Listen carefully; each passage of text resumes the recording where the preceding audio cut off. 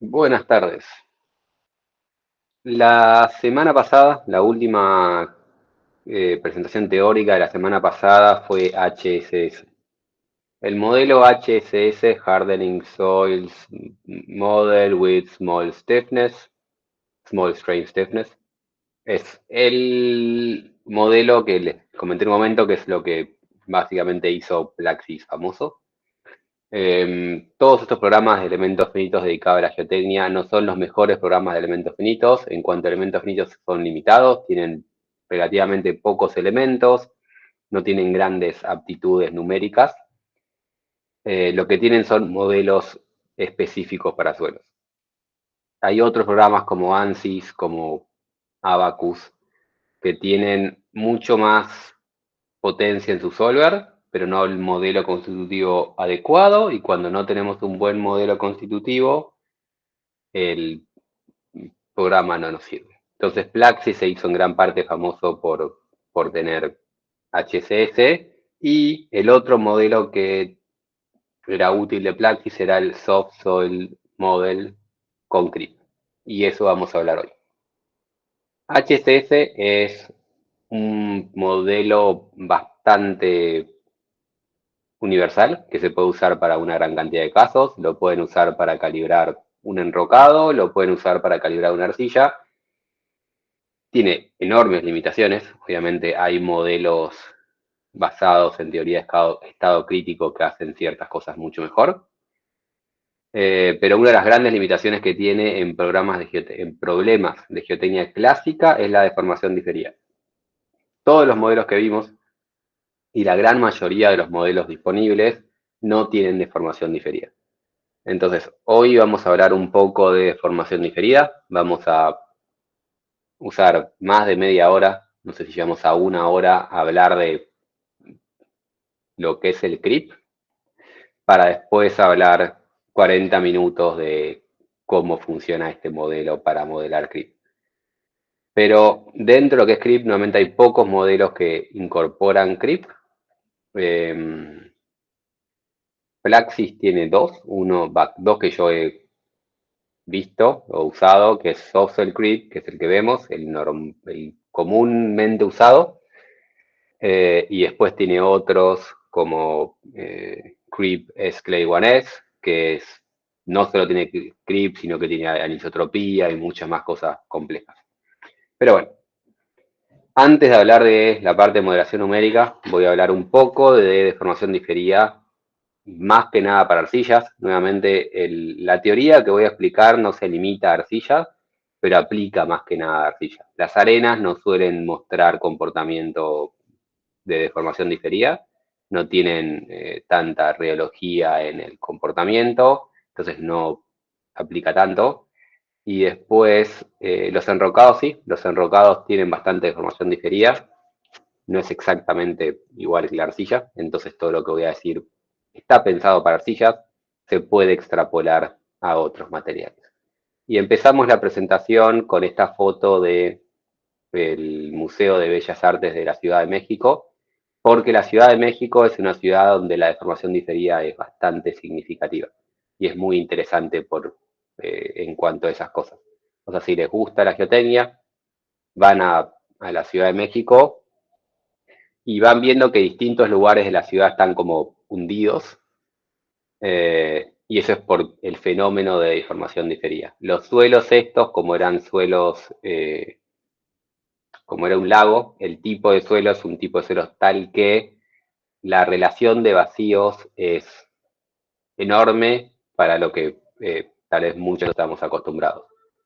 Estos suelos tienen deformación diferida entre 1 y 2 o 3 para suelos en ciudades, o sea, que podemos encontrar cercanos a las ciudades, y encontrar generalmente una relación de vacíos de 2 es increíblemente alto.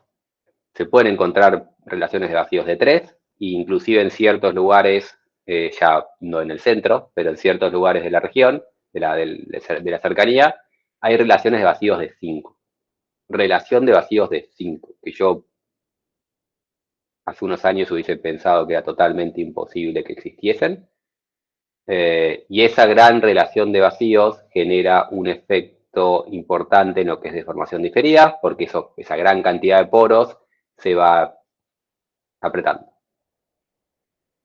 La foto es del Palacio de Bellas Artes, que voy a hablar un poco más después, pero hay infinitos ejemplos a lo largo de la ciudad de cómo este suelo se asentó a lo largo del tiempo y se sigue asentando al día de hoy. Lo que están viendo acá es en una de las plazas quedó el pozo de agua antiguo. El pozo de agua era originalmente de 1907, entonces esto era la superficie en hace 120 años. En 1950 se asentó toda esa cantidad. No sé cuánto mide este hombre, pero se asentó bastante. Y esto se asentó en esos 43 años, pero se sigue asentando. En el 2007 se asentó esta cantidad y ya tenemos 7,2 metros de asentamiento. Entre el 2007 y el 2014 tenemos esta cantidad y se asentó 7,36 metros. Y hoy en día ese pozo de agua sigue estando, está oculto en una plaza porque para la mayoría de la gente no es importante, pero lo que parece un poste de luz, era un pozo que estaba inicialmente superficial. Cuando fuimos con Tazo, este soy yo y este es Tazo, cuando fuimos con Tazo a la Ciudad de México, buscamos el pozo, nos dijo un profesor de historia del pozo, y acá tenemos ese poste en el 2024, 23. El último año fue muy complicado, 24. 2024, este es el pozo que se sigue asentando. Y así como se asentó este pozo, se asienta toda la ciudad. Y acá estamos viendo de vuelta el Palacio de la Ciudad de México. Este soy yo, este es Tazo. Y cuando construyeron este gran edificio, el edificio estaba elevado respecto al terreno. Es decir, este inicialmente tenía acá escalones para llegar al edificio. El peso del edificio lo asentó tanto que ahora este es el nivel de terreno de la calle y acá abajo está Tazo. No sé cuánto mide Tazo, pero estaba más de 1 metro por encima del nivel del terreno y ahora está más de 1 metro por debajo. Y ese edificio se fue asentando a lo largo del tiempo. Y lo mismo pasa a lo largo de toda la ciudad. Si van caminando en esa dirección y se meten en la parte más antigua, de repente parece que se meten la calle se mete para abajo rodeado de edificios y están caminando a nivel con lo que era los subsuelos de los edificios, porque la calle se asentó y ahora tiene el subsuelo al costado. Este tipo de fenómenos es extremo en México, pero pasa en todos los suelos. Todos los suelos tienden a tener cierto nivel de deformación diferida. Eh, Mientras más plástica nuestras arcillas, más comportamiento reológico tiene.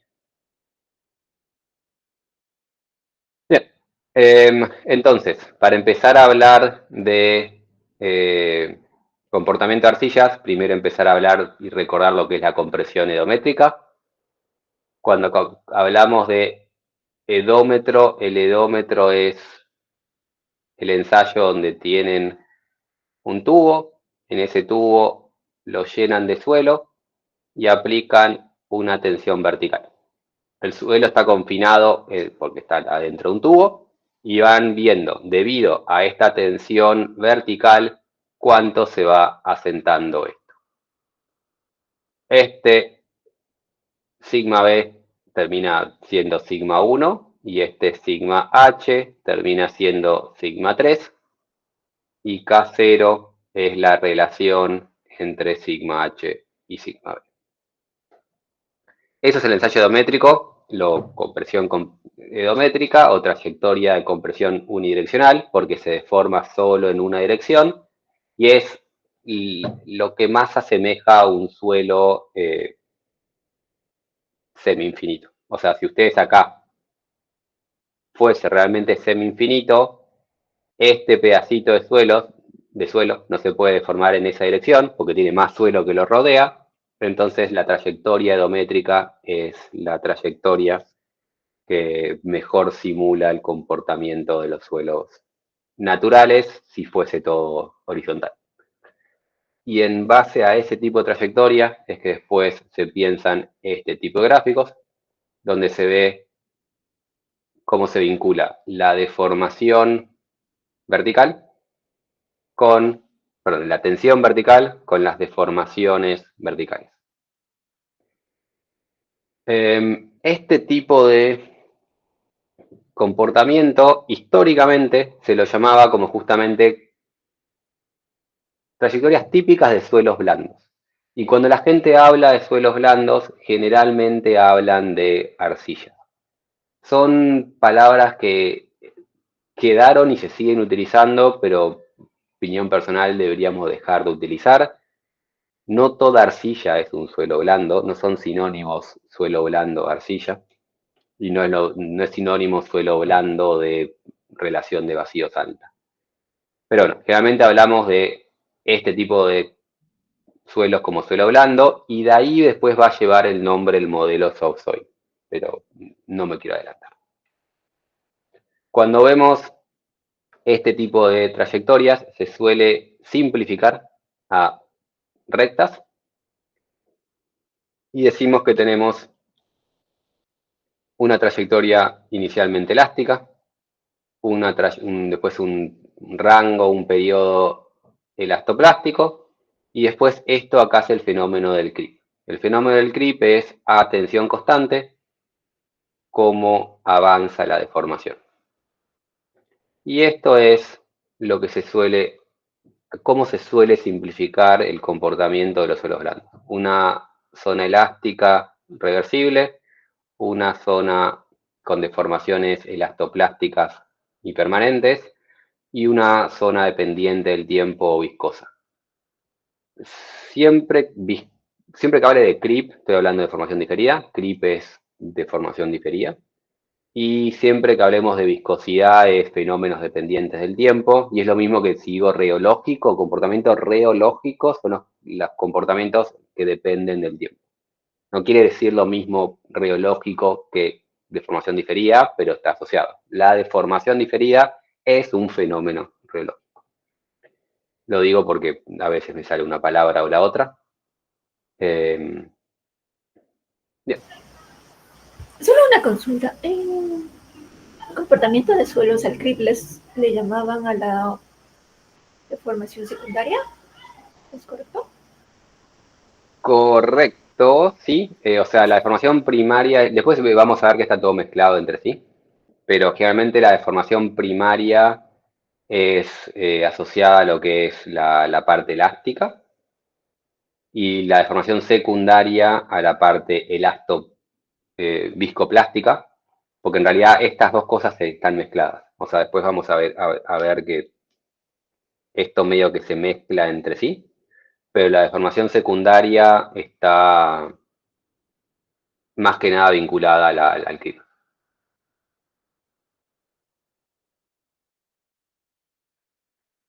Bien, entonces, en este tipo típico ensayo de eh, ensayos geométricos, se hacen estos gráficos de, generalmente ponemos, cuando vemos suelos blandos, deformación versus tensión, y no al revés. O sea, yo estoy acostumbrado a lo que solemos ver de sigma versus epsilon.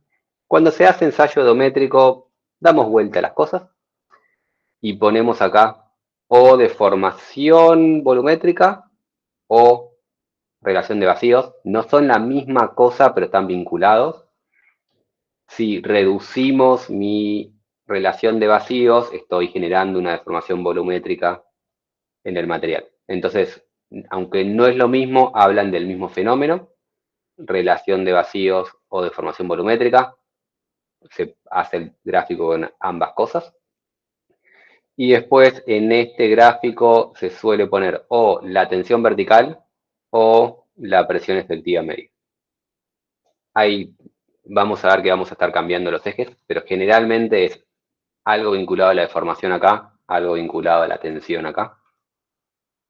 Y después empezamos a hacer nuestra trayectoria, empezamos con cierta tensión inicial y voy a aumentar esa tensión vertical. Cuando aumento la tensión vertical, decimos que inicialmente tenemos una rama elástica y tenemos una rama elástica hasta que llegamos a la presión de preconsolidación. Entonces, siempre que hablamos de la presión de preconsolidación, es la presión hasta la cual tenemos una rama elástica. Y justamente la llamamos preconsolidación porque, de forma simplista, esta rama elástica se da porque el suelo tuvo algún tipo de formación que lo llevó hasta acá y después se descargó y entonces empieza a tener una rama elástica. Generalmente, como esa carga inicial es elastoplástica o es viscoplástica, tuvo alguna descarga y como tuvo una descarga, hubo una preconsolidación. Y esa es la idea inicial de lo que era preconsolidación. Estaba consolidado hasta esa carga. Llegamos a esa carga y a partir de ahí empieza la rama elastoplástica o normalmente consolidada.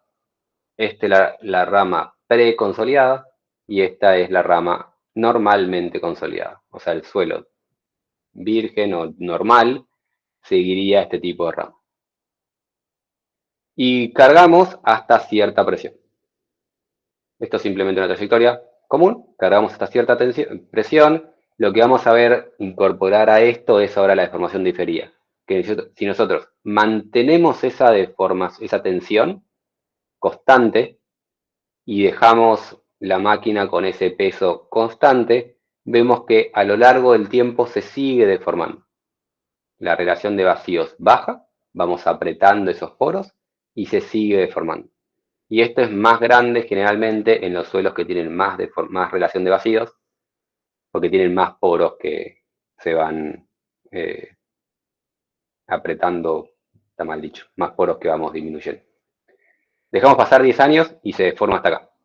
Y la realidad es que este comportamiento viscoso nunca tiene fin. O sea, dejamos pasar 10 años, llega hasta ahí, dejamos pasar 1000 años, llega hasta acá. Se sigue deformando el suelo en el tiempo.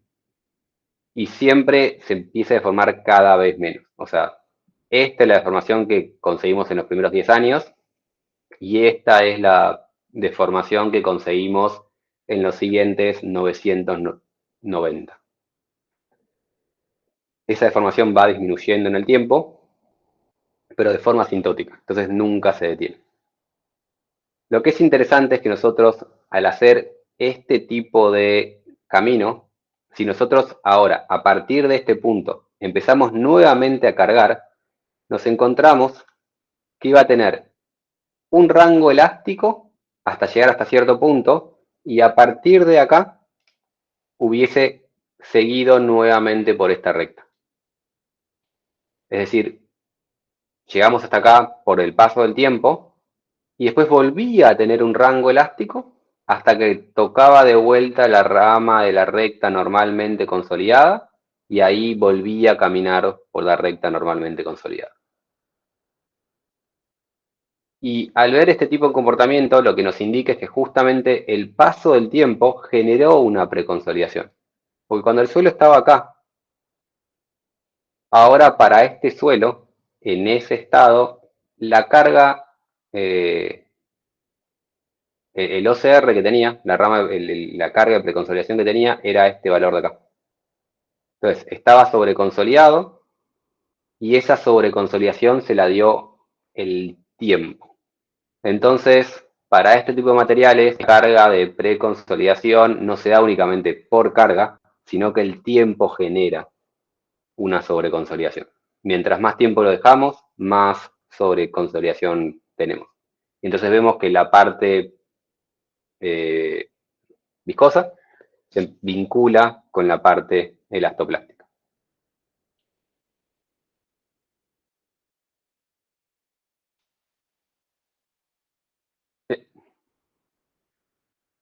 Estos factores en distintos materiales se deben a razones distintas. Como dije antes, tenemos factores reológicos en otros materiales. En los enrocados hay un montón de deformación diferida. Los factores que generan la deformación diferida en enrocados es distinta a la de los suelos finos. Hablamos de enrocados en geotecnia numérica 2. Vamos a hablar de arcillas en geotecnia numérica 1. Y en lo que son arcillas, hay varias razones por las cuales tenemos este tipo de comportamiento. Si vemos un zoom de las partículas de arcillas suelen tener este tipo de forma, depende de la arcilla, depende de la forma, pero siempre hay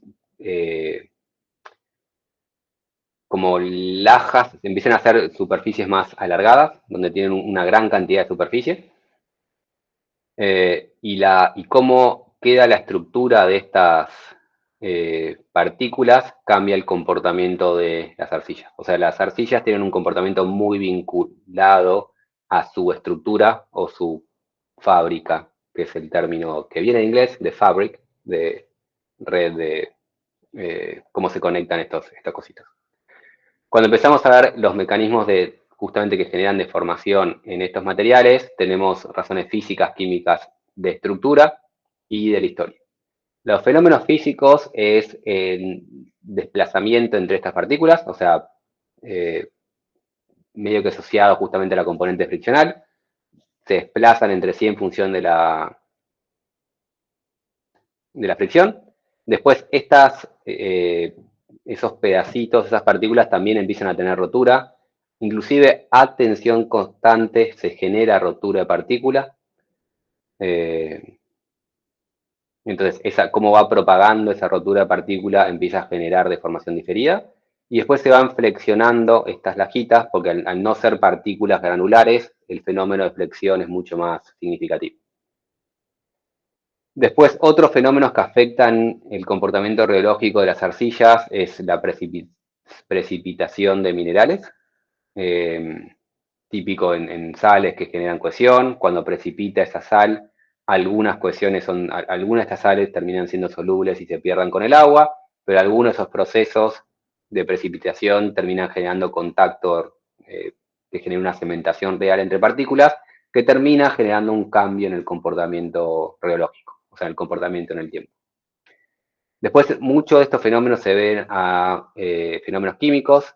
Las arcillas, como tienen una gran superficie de contacto, esas superficies generan mucha adsorción, que es el agua absorbida, o sea, absorbida con D, que el agua absorbida no es agua que se mete en el volumen del sólido, sino que son iones o moléculas del fluido que se unen a esta superficie de la placa y quedan pegadas, o sea, queda un agua que es muy difícil de separar el agua de la arcilla, y el comportamiento entonces de esta partícula termina estando extremadamente vinculada a ese agua que se genera, que se absorbe a la superficie.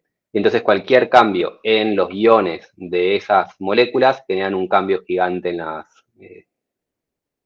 en las deformaciones, en el comportamiento físico que tiene la arcilla. Es también este agua que termina generando el típico comportamiento de las arcillas en general. Entonces, cambios de iones generan cambios de formación y hay más juego a cómo se pueden mover esas cosas.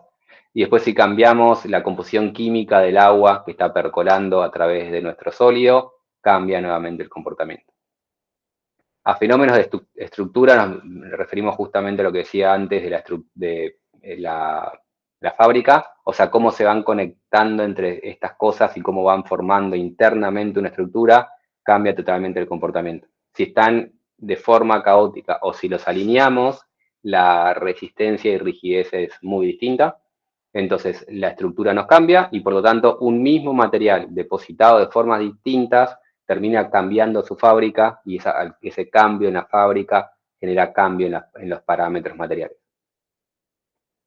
Y por último, temas asociados a la historia.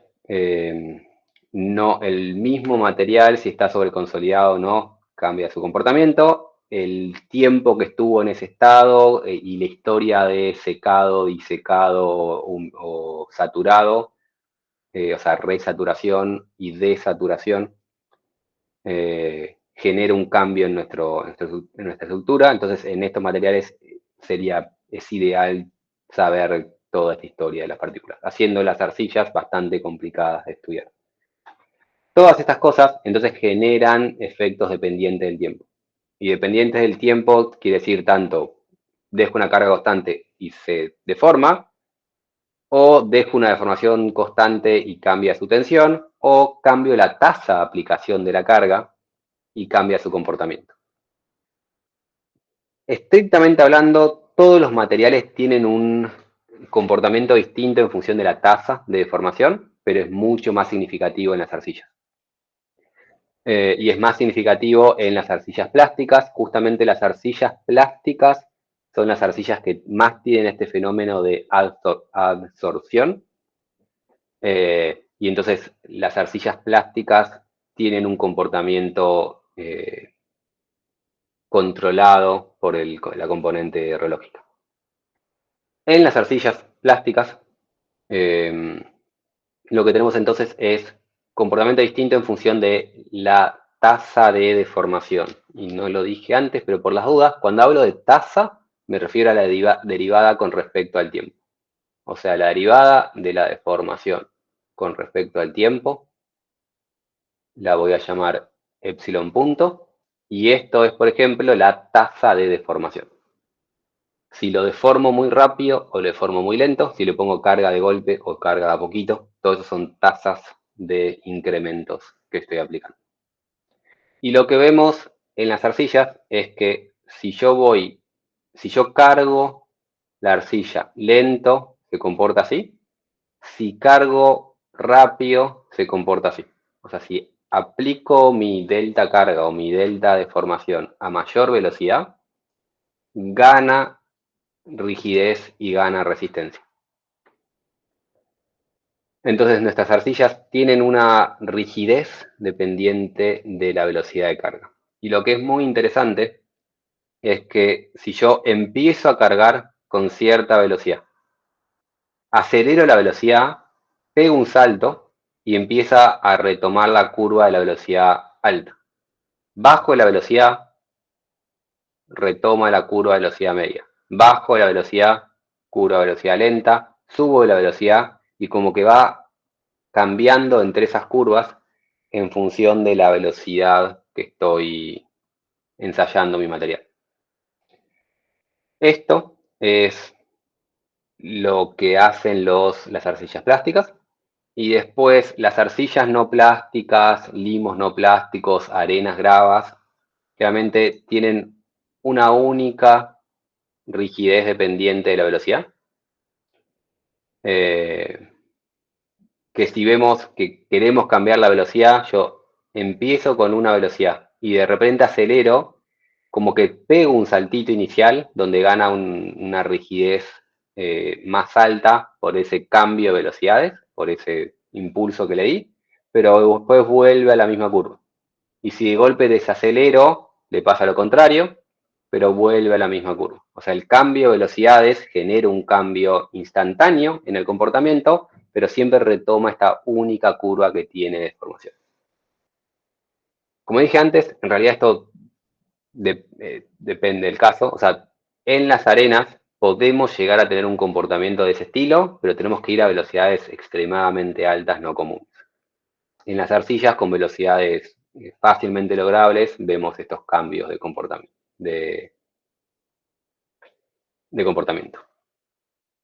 Bien, esto es en teoría, pero después vemos justamente acá hay un par de ensayos que muestran esto. Acá estamos viendo arcillas plásticas y lo mismo de cómo cambia el comportamiento cambiando de la velocidad.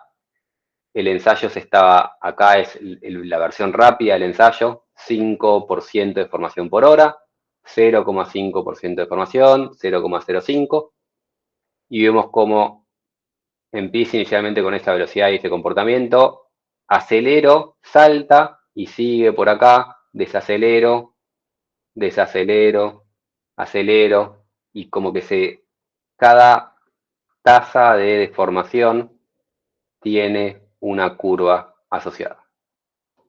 Esto sea en arcillas plásticas. Ahora, si agarramos arcillas no plásticas, las arcillas no plásticas se comportan igual que limos no plásticos o arenas, donde vemos que hay un cierto fenómeno que va saltando entre sí. Pero si nos concentramos, por ejemplo, en este gráfico, hay un salto, pero siempre vuelve inicialmente. Salta y vuelve. Salta y vuelve. Hay un salto, pero como que siempre quiere volver a esta única curva. Y mientras menos plástica sea la arcilla, más se parece a las arenas. Entonces no es solo pensar las arcillas tienen comportamiento relógico, sino las arcillas con alta plasticidad tienen comportamiento relógico. Estos cambios están asociados más que nada a rigidez. Lo que vemos es el cambio y la rigidez asociado a la tasa. Pero también tenemos un cambio en la resistencia asociado a la tasa de formación. Entonces, lo que estamos viendo ahora acá es SU, o sea, la resistencia no drenada, normalizada de las arcillas, versus la tasa de formación. Entonces, yo ensayo mi arcilla con esta tasa de formación y me voy a concentrar por ahora solo en la curva de arriba y tiene esta resistencia. O sea, con esa velocidad tiene esta resistencia. Si agarro una velocidad más alta, con esta velocidad, lo ensayo muy rápido y tiene esta resistencia. Entonces, la resistencia que estoy midiendo depende de la tasa a la cual yo ensayo mi material. Mientras más lento ensayo, me voy corriendo para allá. Y lo que es, a veces puede ser peligroso de este tipo de cosas, es que las velocidades con las que se hacen los ensayos en el laboratorio son muchísimo más rápidas a las velocidades en las cuales después se construyen las estructuras. En el laboratorio, los ensayos, o sea, no son instantáneos, pero se hacen a lo largo de un día o una semana, depende de qué estamos haciendo. Cuando construimos una estructura, podemos construirla tal vez a lo largo de un año. Entonces, las estructuras son muchísimo más lentos y esta estructura construida a lo largo de un año debería haber tenido una resistencia de 0,25, pero mi laboratorio, mi ensayo me dio 0,33. Entonces, hay que recordar que las arcillas plásticas tienen una resistencia dependiente de la tasa de formación. Lo que es otra cosa que tenemos que pensar es que justamente, como vimos antes,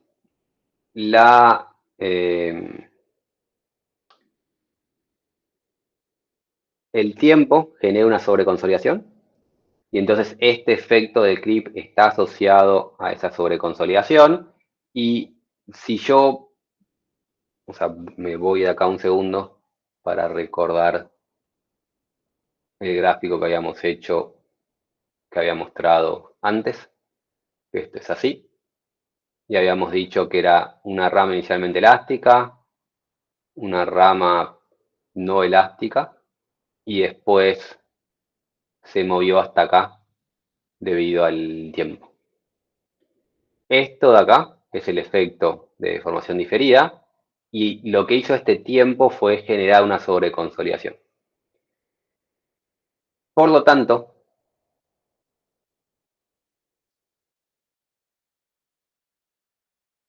esperar 10.000 años para que llegue el suelo acá, para el suelo era exactamente lo mismo que haber preconsolidado hasta acá y descargado. Eso es algo que me olvidé decir en la diapositiva anterior, que es muy importante. Para el suelo, para llegar desde A hasta B, podría haber tenido esa trayectoria que dibujé en rojo y ahora dibujar la otra, sobreescribir la otra en azul. Puedo ir de A a B por la roja o preconsolidar con carga y descargar. Para el suelo es lo mismo esperar 10.000 años que generar un aumento de carga de esa magnitud. Y por lo tanto nosotros cuando generamos esa preconsolidación y descargamos, lo que estamos haciendo es eh, lo mismo que hubiesen hecho 10.000 años de historia, y eso es parte del creep. Entonces, el creep era muy grande al principio, y una vez que llegó al punto B, la deformación diferida es cada vez menos importante, y por lo tanto, el punto B va a tener poco creep. Si el punto B tiene poco creep, lo que estoy diciendo es que cuando yo fui desde acá y preconsolidé, lo que estoy haciendo es disminuyendo el efecto del creep. Al tener un OCR, disminuyo ese efecto del creep. Y eso es lo que vemos acá. Al aumentar el OCR, y acá estoy aumentando el OCR, cuando el OCR es grande, vemos que esto queda más o menos horizontal, y cuando el OCR es grande, ya la tasa de formación no me está afectando el resultado. Entonces, siempre que sobreconsolidemos el suelo, vamos a reducir el efecto del creep. No podemos desaparecer el efecto del creep, porque el creep siempre existe, siempre va a existir, siempre va a haber esa deformación diferida, pero mientras más sobreconsolido, más reduzco su efecto. Entonces vemos que cuando el OCR es muy grande, esto se vuelve horizontal. Bien, esto que estoy mostrando es cómo la resistencia no drenada depende de la velocidad de carga, y realmente es la resistencia no drenada pico. Resistencia no drenada pico. Cuando hablamos de resistencia no drenada, hay suelos que ablandan. En geotecnia numérica 1 no nos metemos mucho en ablandamiento, lo vemos nuevamente en geotecnia numérica 2, pero como estamos hablando de formación diferida, lo mencionamos en esta clase. Los suelos que ablandan son los suelos que, si vemos trayectoria Q epsilon, hacen así y bajan. Eso es un ablandamiento. Esto está vinculado a la carga pico y esto está vinculado a la carga licuada o residual. El ablandamiento se debe finalmente a fenómenos asociados a la ecuación, por eso resistencia licuada o residual.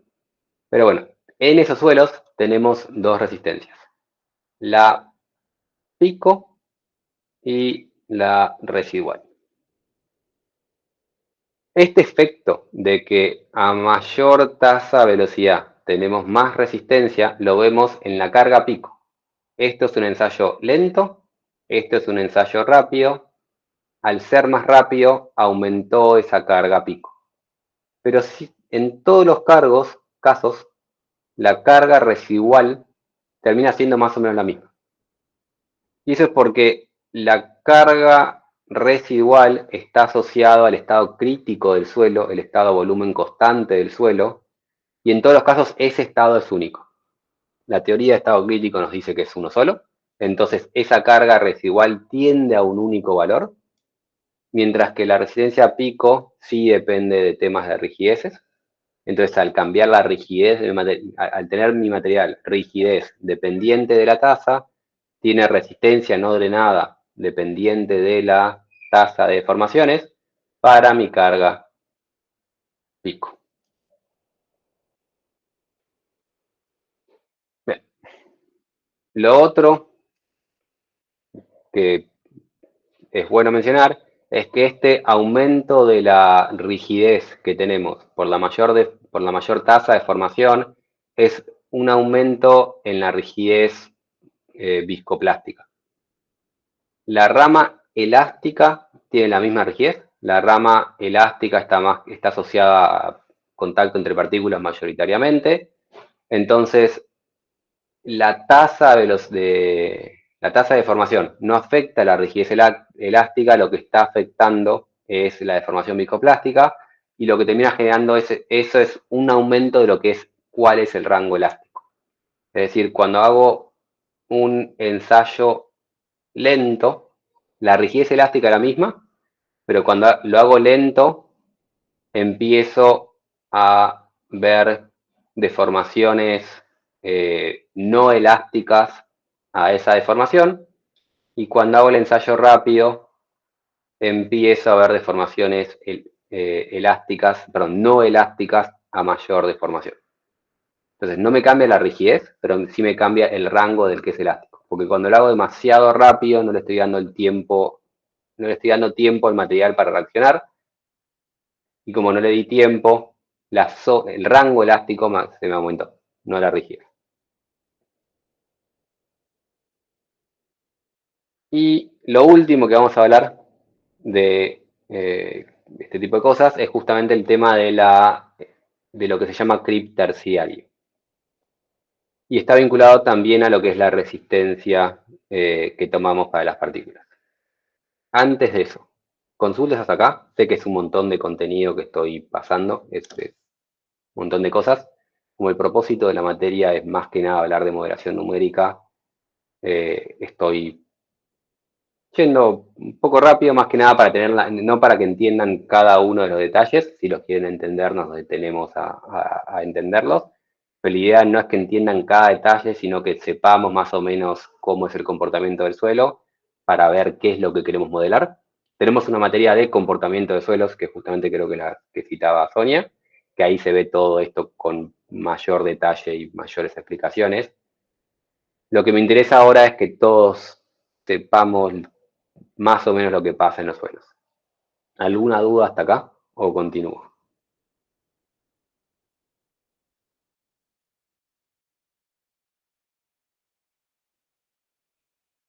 Por mi parte vamos bien. Bien. Lo último que iba a mencionar es esto que es el clip terciario, que lo que estamos viendo acá es ensayos nuevamente a distintas tasas de... no, a distintas, no, a distintas cargas. Yo pongo mi probeta, le aplico una carga y espero. Y primero pongo mi probeta con una carga de 0,187, que es esto de acá. O sea, la carga es ese 0,187 es Q dividido 2 sobre sigma prima B. Pero en este momento la unidad no me parece tan importante. Pongo una carga baja y espero. Cuando espero veo que por efecto del creep mi probeta se deforma. Y lo que estamos viendo acá es la tasa de la deformación. No es no es la deformación, sino la velocidad de deformación. Y lo que estamos viendo acá es el paso de tiempo. Pongo la carga, espero y la probeta se empieza a deformar. Y inicialmente se deforma con esta velocidad. Y espero y la probeta se sigue deformando, pero cada vez se deforma más lento. Como baja a lo largo de este eje, la probeta se deforma cada vez más lento. Que se deforme cada vez más lento quiere decir que va asintóticamente llegando a cierto valor de desplazamiento. Pero siempre se deforma, cada vez menos, cada vez menos, cada vez menos, cada vez menos.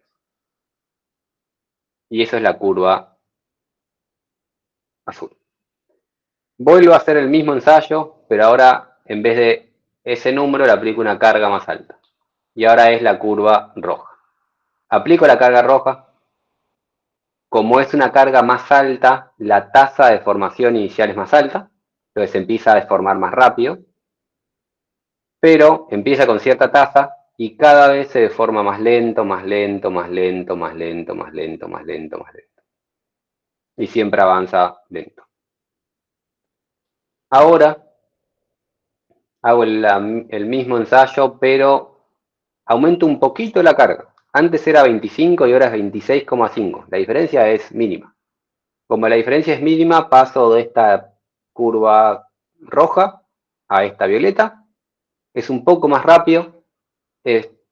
Empiezo un poco más rápido, dejo pasar el tiempo y se deforma más lento, más lento, más lento, más lento, más lento, más lento, más lento.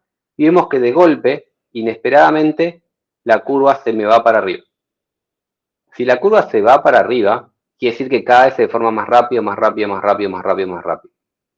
Que se deforme más rápido, quiere decir que mi probeta falló. O sea, se deforma lento, lento, lento, lento y de repente se me va.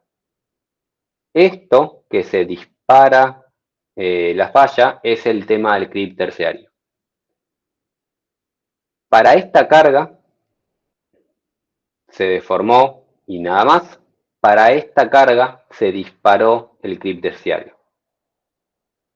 Y este fenómeno se da en muchos materiales, se da en las arcillas, se da en los enrocados, que también tienen comportamiento reológico, y es muy importante, porque nuevamente la carga que resistía, o sea, la carga que resistía realmente la probeta es dependiente del paso del tiempo, porque yo había aplicado esta carga, 0,265, y la probeta no había fallado. Pero si esperaba 1000 minutos, iba a ver que de golpe me fallaba la probeta. Y lo mismo yo hubiese podido aplicar una carga de 0,3 y no me fallaba, que es la curva esta de acá. Aplicaba 0,3 y no me fallaba, pero esperaba, no sé cuánto es esto, 20 minutos y 20 minutos después me fallaba. Entonces, ¿qué carga soporta? Depende cuánto tiempo estoy dispuesto a esperar a ver si la soporto o no la soporto. Porque de hecho, esta carga de acá es posible que en algún momento me hubiese hecho así. Pero tal vez hubiese tardado 10 a la 7 minutos. Entonces, la verdadera resistencia del material, la verdadera fluencia que tiene el material, no es cuánto resiste de forma instantánea. Porque yo le puedo aplicar inicialmente una carga de 0,3 y que me resista, pero con el paso del tiempo se me rompa. Y eso habla de la verdadera fluencia del material y el fenómeno del CRIP terciario. Felipe, Bien. ¿te puedo hacer una pregunta? Sí. Acá, o sea, la curva evidentemente se pone vertical, o sea, es un colapso, eso es lo que hay, porque es instantáneo. Mi pregunta es si en general este terciario se manifiesta de esa manera, o sea, como que de repente cambia y... Depende de qué tan inestable es tu estructura. Lo que termina pasando acá en realidad es que tenés internamente estas roturas que van progresando Ajá, y es de esta forma tan abrupta porque tu probeta no tiene nada que lo sostenga. Entonces claro, llega un un momento momento, donde esa rotura pierde resistencia y ya no hay nada que lo resistencia y se cae. claro, Si se en cambio destruye la vos tenés estructura interna, digamos. claro, si vos en cambio tenés una estructura masiva como los botaderos son millones de metros cúbicos y entonces no tiene forma de colapsar de forma inestable. Entonces los colapsos de los botaderos son colapsos del punto de vista teórico, pero Pero son básicamente locales, me caigo para abajo. Y pero en puede haber muchos colapsos casos, locales. no sé si locales, sino que es un colapso estable. Esa es la palabra correcta. Okay. Se va cayendo para abajo y son colapsos que se te cae, pero no generan inestabilidades en tu equilibrio. Y muchas veces inclusive te pueden hasta generar tal vez alguna superficie de falla, pero como que se te va acomodando. Y siempre la nueva posición en esos casos es más estable que la anterior. Claro, que se Entonces, densifican en definitiva. claro, exactamente. Entonces, en esos casos podés tener colapsos debido a estas cosas, pero colapsos estables. Ahora podés tener perfectamente un colapso inestable. Entonces tenés que asegurarte, si tenés un talud, y muchas veces el talud acá contiene algo, si está conteniendo algo, probablemente cuando colapse ese talud sea un colapso estable, pero si quiere colapsar este talud, se te puede venir abajo el talud porque no hay nada que lo contenga de costado. Entonces en la vida real a veces son abruptos y a veces no.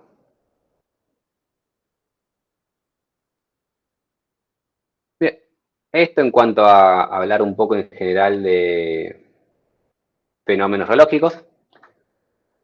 A lo que vamos a ir el curso nosotros es a lo que había preguntado Sonia al principio de lo que es la compresión primaria y la compresión secundaria y cómo modelar este tipo de comportamiento más típico, clásico de los suelos. En la teoría clásica, lo que se conoce como compresión secundaria y primaria es que justamente yo aplico una carga y inicialmente el suelo tiene un comportamiento, o sea, aplico la carga y el suelo me da esta curva que es una curva continua y que no tiene ninguna división. Que lo ponemos en escala logarítmica por convención y a veces la escala logarítmica nos engaña un poco, pero vemos que en escala logarítmica podemos detectar que tenemos una pendiente acá y una pendiente acá. Repito, muy importante que la escala logarítmica muchas veces nos engaña. Este cambio de pendiente en escala logarítmica no representa realmente un cambio en el comportamiento en escala natural. Escala natural me refiero a si hubiesen graficado esto en T, este valor de TC de cuándo pasan de compresión secundaria a primaria cambia totalmente. Y es totalmente arbitrario que sea logaritmo con base 10 o logaritmo con base neperiana. Totalmente arbitrario. Pero bueno, en la teoría clásica, en escala logarítmica, tenemos una recta a este lado y tenemos una recta a este lado. Y lo que se decía es que antes de ese momento tenemos compresión primaria y que la compresión primaria está vinculada a la disipación del agua que está dentro de tu suelo. O sea, yo tengo mi suelo, aplico mi carga y espero. Y lo primero que pasa es, si mi muestra está saturada, el agua de a poco empieza a escaparse de ese lugar. Como elevé su presión de poro, de a poco empieza a escaparse el agua. Y ese tipo de fenómenos es el típico fenómeno de consolidación. Empieza a consolidar mi suelo porque se va el agua de mi suelo. Eso es hasta este valor TC. Y de TC en adelante, lo que tenemos es lo que se conoce como compresión secundaria, que son las deformaciones asociadas ahora a los fenómenos de deformación diferida. No al fenómeno de dejo consolidar y que se vaya mi presión de poro, sino fenómenos de deformación diferida que los que fui hablando antes de cuáles son los fenómenos que generan estas cosas. Eso es la teoría clásica. Ahora, la teoría clásica hacía este tipo de divisiones porque mientras más separo las cosas, más fácil hacer cuentas.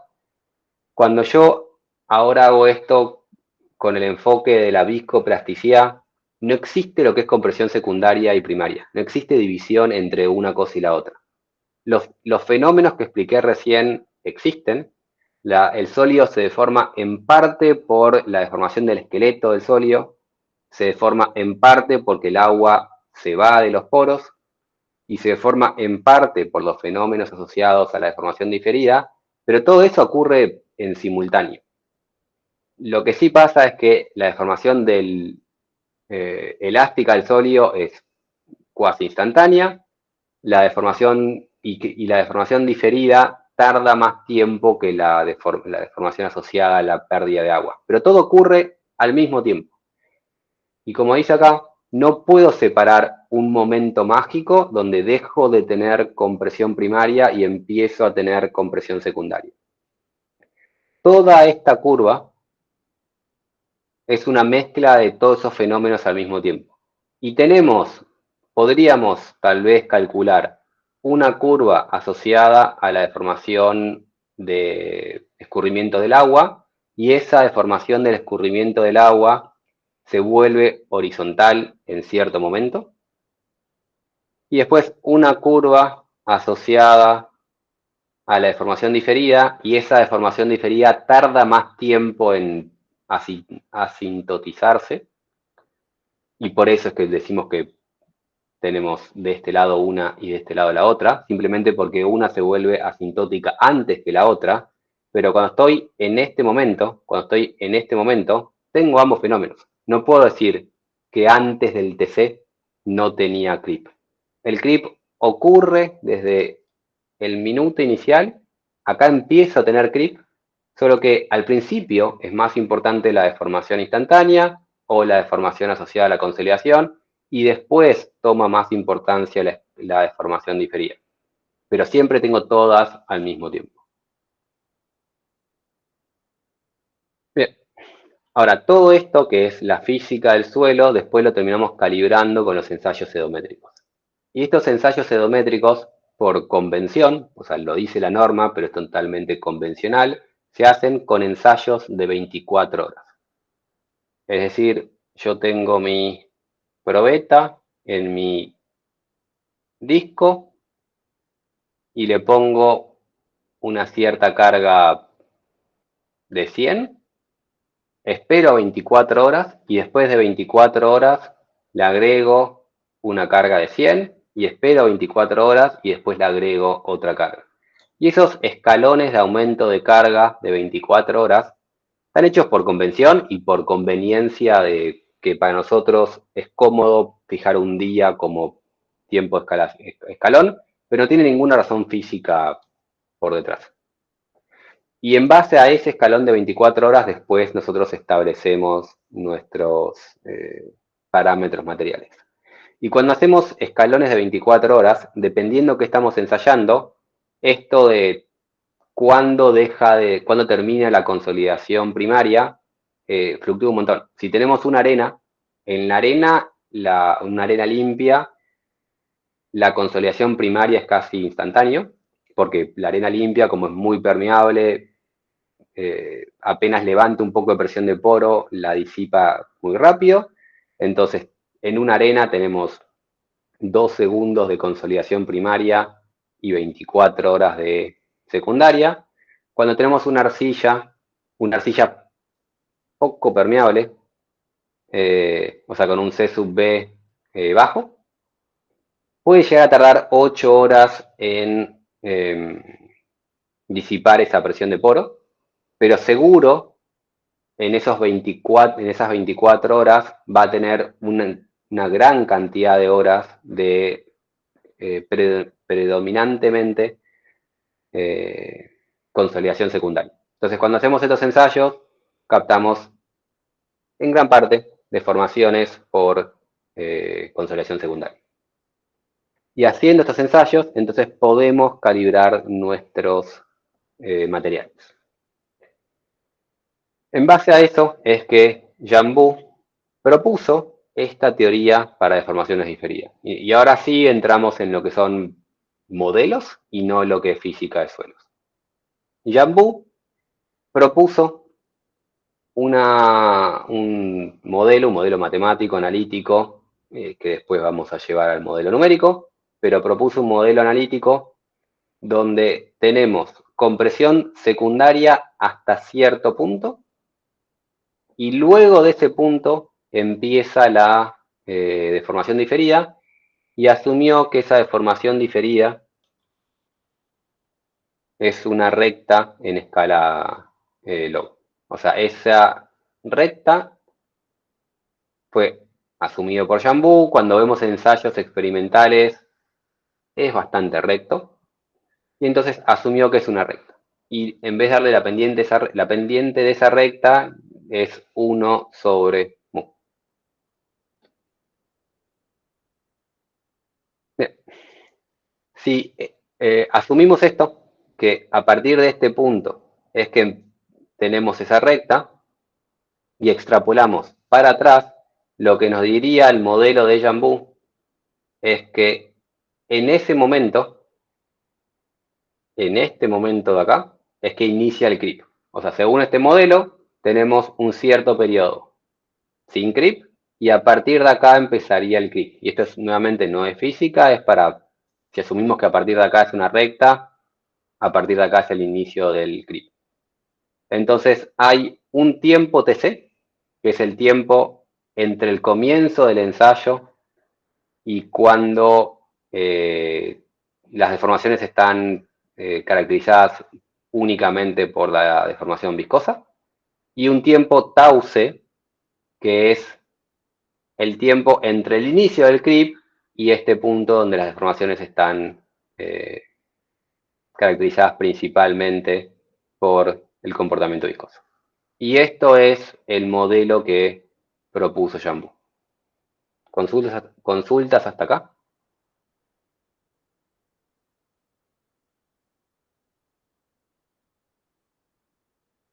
Bien, con esto vamos a analizar nuestro ensayo de consolidación.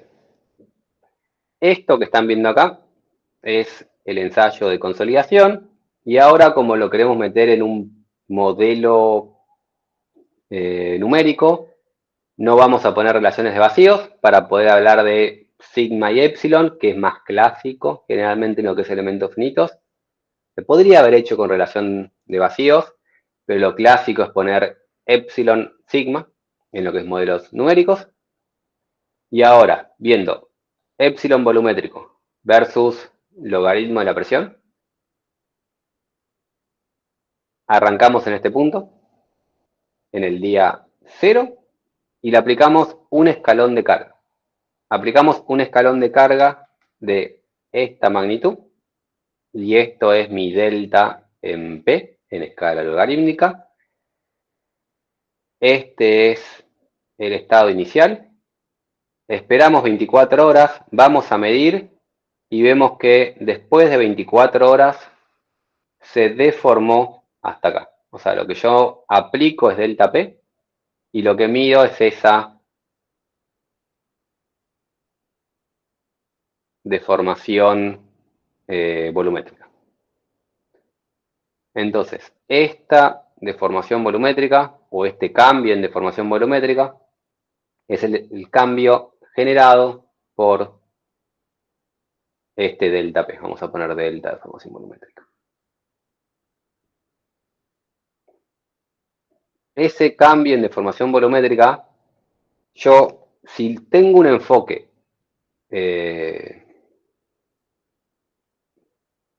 plástico, elastoplástico, ese cambio en deformación volumétrica lo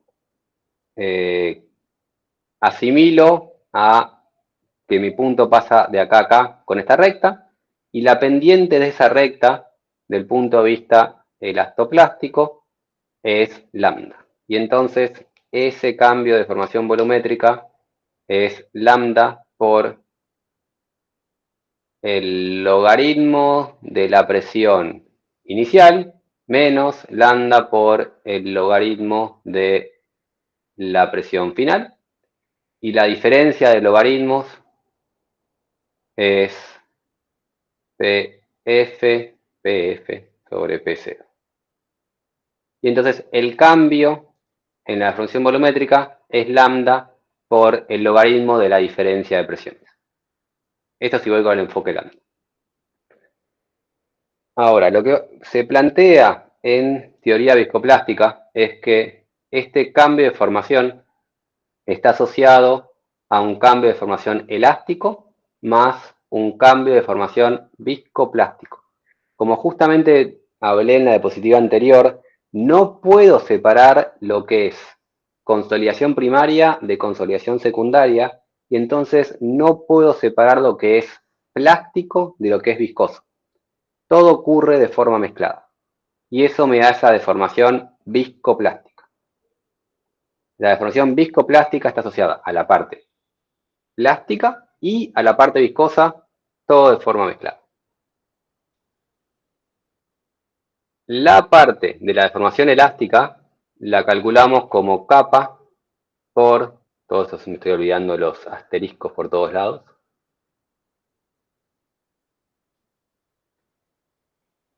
kappa por, nuevamente, la diferencia de logaritmos, que la diferencia de logaritmos es logaritmo de uno sobre el otro, más viscoplástico. Perdón, sí, estamos bien. ¿Alguna duda hasta acá? La parte elástica, todavía no sabemos cómo medirlo, o sea, este lambda sí lo podemos medir. Vamos de acá a acá, tenemos este salto, el lambda lo podríamos medir. Lambda se puede medir, todavía no sabemos cómo medir ni kappa ni el resto. ¿Consultas hasta acá?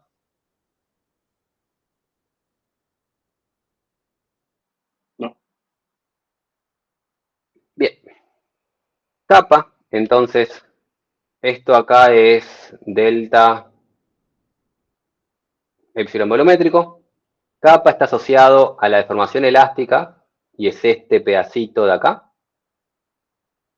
Y eso quiere decir que todo esto es el campo de el cambio en la deformación viscoplástica. Y el cambio en la deformación viscoplástica yo lo puedo calcular con esta fórmula, justamente planteando que yo me muevo de acá a acá de forma puramente elástica y después lo que hace el paso del tiempo es llevarme este punto desde acá hasta acá. Les recuerdo que viscoplástica estoy mezclando consolidación primaria con consolidación secundaria, está todo metido en el mismo término. Y la suma de esos fenómenos hacen que por esperar 24 horas esto se vaya deformando hasta llegar hasta acá. Y entonces el cambio en la deformación viscoplástica es mu por el logaritmo de la cantidad del tiempo que pasó. Y esto es lo que estaba planteando antes Jambu. Jambu planteó una relación lineal entre las deformaciones y el tiempo, lineal en escala logarítmica, entre la deformación y el tiempo, vinculado a este parámetro mu. Entonces, esto es lo que había propuesto Jambu para deformaciones viscoplásticas. Esto yo lo podría poner acá, pero si se fijan un segundo, la ecuación 1 y la ecuación 2 que puse acá arriba son la misma, ambos son cambio de formación volumétrica, entonces esto es igual a lambda asterisco por logaritmo de PF sobre P0. Y de acá podría despejar epsilon viscoplástico, que es esta expresión de acá. Epsilon viscoplástico es esto por Jambu y es esto por simplemente relación entre deformaciones. ¿Me siguen hasta ahí?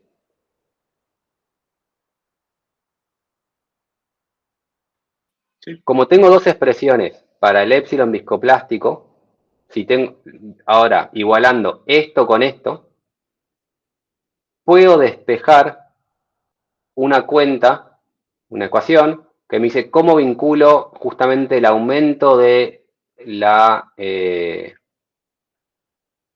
sobreconsolidación asociado a las deformaciones viscoplásticas y a la parte de las rigideces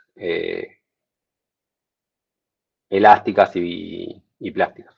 Entonces puedo plantear esta ecuación para decirme cómo se asocia el cambio de las presiones a las deformaciones viscoplásticas. Esto sigue en la siguiente. Bien, ahora que tengo estas dos expresiones, las puedo igualar. Como por norma y solo por norma, el tiempo que pasó son 24 horas, reemplazo ahí 24 horas, tengo una expresión que todavía no puedo calcular, no puedo despejar porque me falta saber cuánto vale TC y tau C. Y no tengo acá y siempre me olvido de agregar a esta diapositiva la imagen, pero teníamos esta imagen hace dos diapositivas, que acá teníamos E, acá teníamos logaritmo de P, y teníamos que esto hacía así. Esto era TC, y esto era tau C, y esos son los que me figuran acá como TC y tau C. No sé cuánto vale TC y cuánto vale tau C, y acá es donde se simplifica mucho el análisis. No me sale, no me está dejando borrar. Denme un segundo.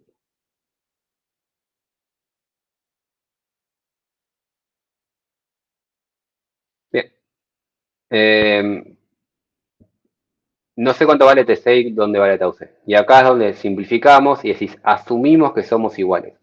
Sabemos que hablan de cosas distintas. Cuando lo planteó Jambu, lo planteó con cosas distintas. Y justamente para que cierre esta recta con lo que estamos haciendo, no podrían ser iguales. Pero la simplificación se basa en asumir que dentro de lo que es las 24 horas, la diferencia entre estas dos magnitudes es considerablemente baja. O sea, estamos asumiendo que el tiempo de consolidación, el tiempo que tarda en disipar esa presión de poros, es bastante más bajo que el escalón de 24 horas. Y de hecho, mientras más largo hubiésemos hecho el escalón, menos errores estaríamos cometiendo. Pero como esa diferencia es, esto es mucho menor que 24 horas, esto y esto proporcional a esas 24 horas son prácticamente iguales. Y entonces, al igualar TC con TAUC, puedo ahora despejar una cuenta para saber cuánto vale el TAUC. Esto de acá se despeja asumiendo que esto es igual a esto. Y ahora puedo calcular el TAUC o el TC, que está asociado justamente a cuánto tiempo tarda en consolidar mi suelo. Y tengo una expresión que vincula el cambio de las presiones con la rigidez permanente, rigidez elástica, rigidez viscosa, y despejo mi tau C. Y ahora, conociendo el valor del tau C, puedo volver a entrar en la expresión que teníamos en la hoja anterior, reemplazar tau C por lo que conocemos y plantear una ecuación para deformaciones totales. O sea, la deformación total es la suma de la deformación elástica más la deformación elastoplástica. Y esta ecuación es la ecuación que se usa cuando queremos saber viscoplasticidad para calcular deformaciones en los suelos. La deformación volumétrica total es una parte elástica y una parte elastoplástica, que es esto acá. La deformación volumétrica total, para ir de acá hasta acá, es una parte elástica y una parte viscoplástica. Esto nuevamente está calculado convencionalmente con un escalón de 24 horas. El creep nunca se detiene, o sea, ese escalón de 24 horas es totalmente arbitrario, se podría elegir otro escalón, simplemente tendríamos que haber cambiado acá cuánto es el numerito que estamos dividiendo, pero el creep sigue continuando. Si hubiésemos dejado el suelo un día más sin cambiar la carga, esto se hubiese deformado más todavía. Pero convencionalmente se usan estas 24 horas. ¿Consultas hasta acá? Tengo una diapositiva y después hago un intervalo y después sigo con más teoría y modelos.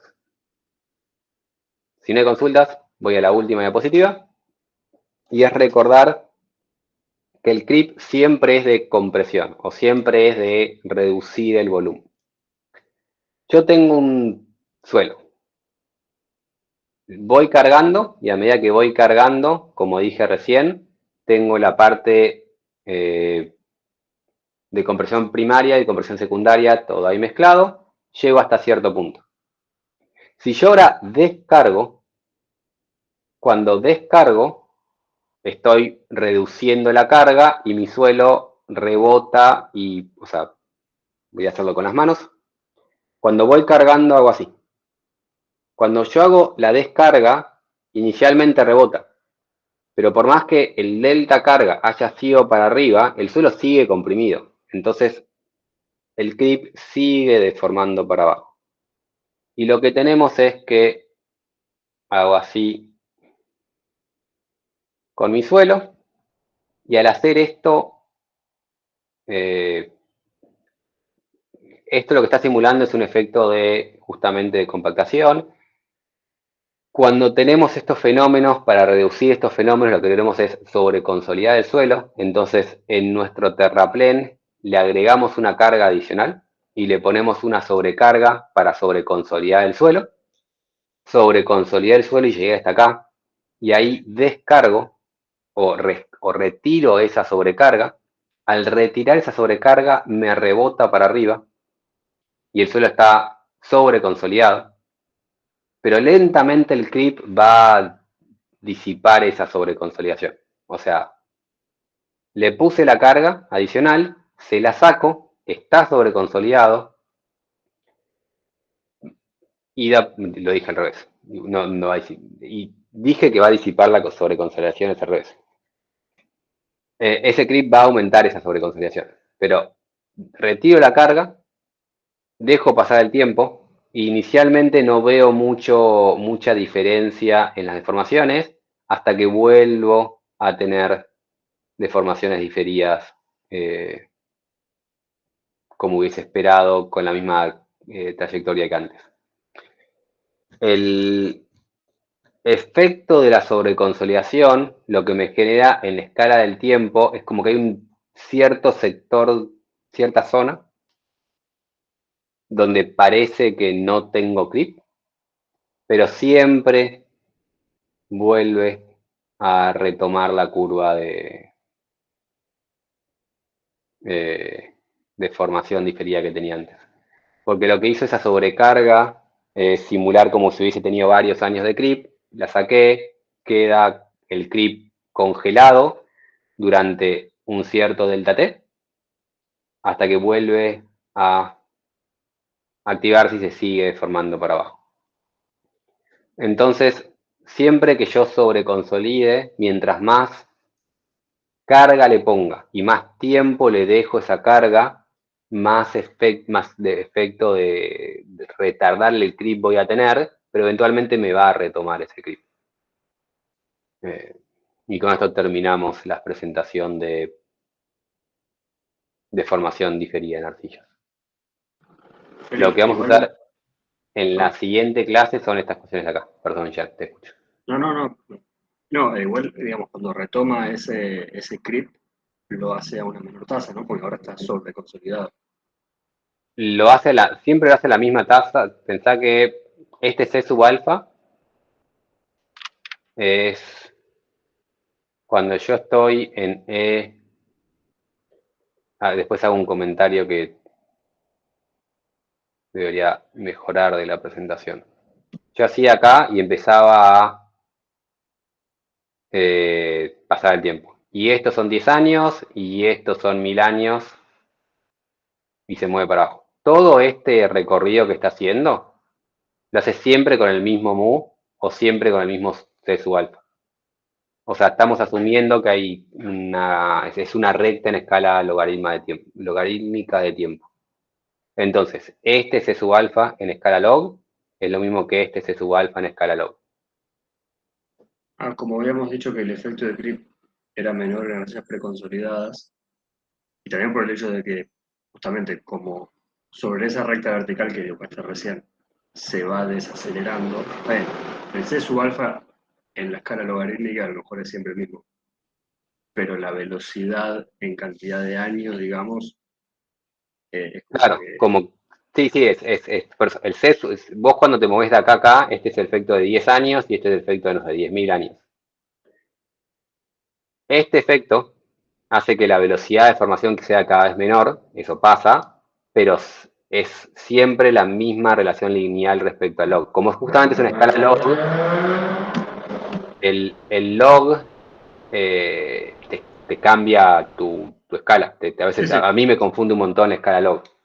Sí, el parámetro está definido por escala log y en esa escala el parámetro es constante. Claro. Entonces, esta diferencia de tiempo que generó esta deformación, como esto es escala log, tal vez esto fue pasar de 10 a 100 y se deformó eso a lo largo de 90 años. Cuando estoy acá y voy de acá a acá, tal vez generó la misma deformación, pero esto era 1000 y esto era mucho más ceros. Sí, es un Porque es múltiplo escala del log. tiempo. La escala logarítmica te multiplica hacia la derecha. Claro. Entonces, estos son 90 años y esto tal vez eran 90 millones de años. La escala algorítmica a mí me confunde un montón. La misma deformación en el mismo log de un número sobre el otro, entonces Comprendo. 90 años versus 90 millones.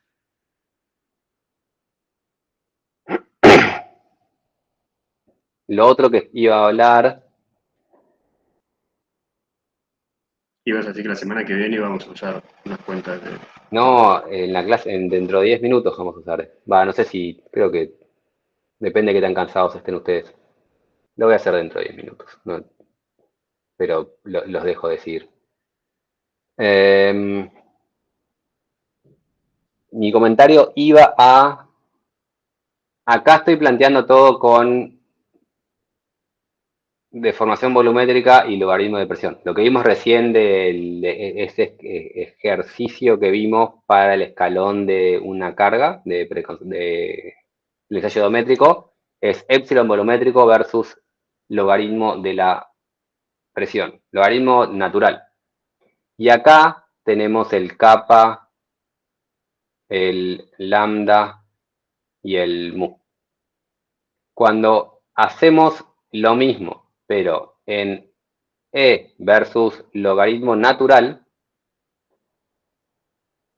tenemos C sub C, C sub S y C sub alfa. Hablar de estos tres numeritos es hablar de los mismos, pero cambiando la escala. Para pasar de acá a acá, tenemos que tener en cuenta la relación de vacíos inicial y si estamos en base 10 o en base E. Entonces, medio que en función de qué nomenclatura utilizan es uno o el otro, pero estamos hablando de lo mismo. Kappa, lambda y mu es lo mismo que C sub S, C sub C, C sub alfa. Y C sub C ahora se llama C sub R para confundirnos a todos.